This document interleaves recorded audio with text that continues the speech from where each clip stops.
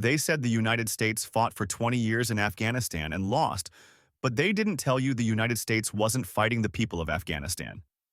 They didn't tell you the Afghan government at that time openly supported the US military. They didn't tell you Pakistan was sheltering the Taliban, hiding them on their soil while the fighters sneaked into Afghanistan to attack, then ran straight back at night for protection. And they didn't tell you the Taliban never went face-to-face with the US military in any real sustained battle. And they didn't tell you something even more important. The same al-Qaeda the US went to destroy in Afghanistan, the one that survived because Pakistan protected Taliban networks, is the very same al-Qaeda terrorizing Mali in Africa today, taking over northern territories, blocking fuel into Bamako, and destabilizing West Africa. The same group America tried to wipe out is now spreading violence across the Sahel because those safe havens kept them alive. Now let's walk through what happened from the beginning. When U.S. troops first entered Afghanistan in 2001, President George W. Bush was in charge. His mission was clear: destroy al-Qaeda after 9/11 and remove the Taliban government that was protecting them. And that part worked, fast. The Taliban collapsed in weeks. Their leaders disappeared, and America partnered with Afghanistan's new leadership, including Hamid Karzai, who welcomed U.S. support. But the problem started immediately. The Taliban wasn't gone.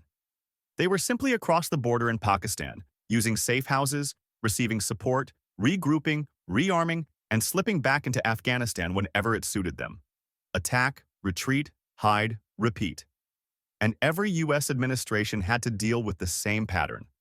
Under Obama, troop numbers increased to try to stabilize Afghanistan. But the Afghan government under Karzai, and later Ashraf Ghani, became more corrupt than ever. Officials stole money, soldiers sometimes didn't get paid for months, and loyalty was weak. America was trying to support a government that couldn't even support itself. Then President Trump entered office. He pushed for negotiations because he knew America couldn't keep fighting endlessly while the Afghan government kept collapsing from inside. That led to the 2020 Doha Agreement with the Taliban, setting a timeline for withdrawal. But the Taliban never respected the spirit of the deal. They just used the time to strengthen themselves, all while still using Pakistan as their safe zone. When Biden took office, he inherited Trump's agreement and decided to finish the withdrawal, but extended the timeline. And when U.S. troops finally left in 2021, everything the Taliban had waited for finally happened. The Afghan government under Ashraf Ghani collapsed instantly. Ghani fled the country, commanders abandoned their posts, and soldiers walked away because they had no leadership and no trust in the system. The Taliban didn't win through military strength. They won through hiding, waiting, and exploiting a government that was falling apart inside.